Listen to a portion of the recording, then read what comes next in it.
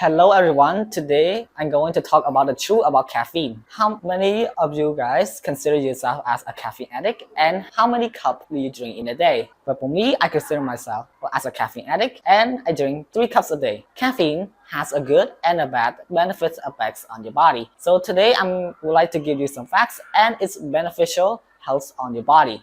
So let's start with the good news. The advantage of drinking caffeine, drinks that have caffeine, is that it helps you to wake up, feel more alert, and will increase your attention spans. For example, when you are driving in a long distances, and it will make you feel sleepy and tired, right? So if you drink a type of drink that has caffeine in it, it will get those effects away. And researchers shown that caffeine has antioxidants, which means it has cancer prevention qualities. But the bad things about caffeine is that it's largely depend on how much you consume it. If you consume it in a small quantity, caffeine can increase your heart rate and it cause you to urinate more, which means you will get dehydrated.